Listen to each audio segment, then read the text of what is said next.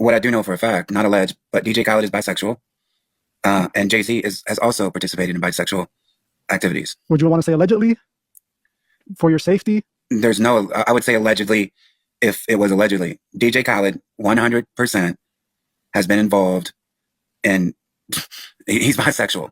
I did a show called One Shot, and he was in Miami, and he was open with the guy that he was with. He was gay. And I don't understand what happens there where, because nobody said anything to me like, hey, make sure you don't, go out and say this on record. Make sure you don't say this, da-da-da-da. So it's weird that would still be hidden. That seems like that should be a fact that DJ Khaled, at least in 2016, was definitely bisexual. Okay, and and Jay-Z is without question bisexual.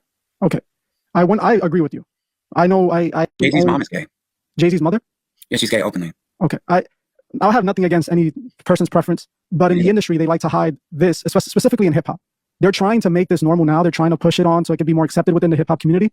But the reason why they want to keep this from the public is because they're pushing this gangster, tough guy, manly of all men persona. And if it were to come out that they were not the manly of men, so I think that's the reason why they hide it. But I 100% believe that these people are bisexual, gay, and I believe that, like I said, the Freemasons, they don't see themselves as men. They see themselves as gods. That's what the 33rd degree literally represents. It represents enlightenment. It represents reaching the level of a god.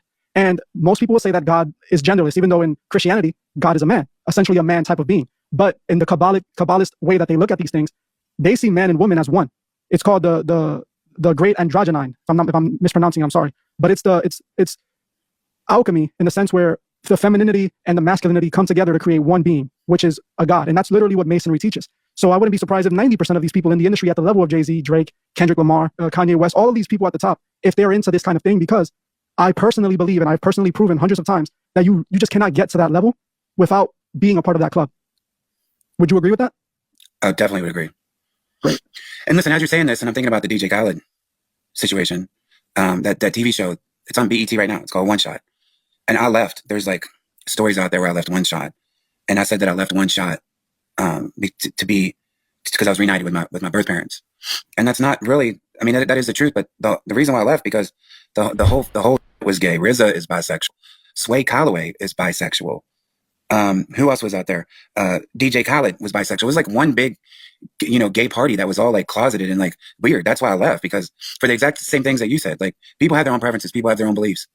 I know a lot of people. So I know a lot of, gay Christians. And then I know a lot of people like the church that my family started that would be like, there's no way that you could be a gay Christian. There's no way that you could be gay and also be a Christian at the same time. And I've done projects that are, supportive of LGBT, but it was all out in the open. The One Shot thing,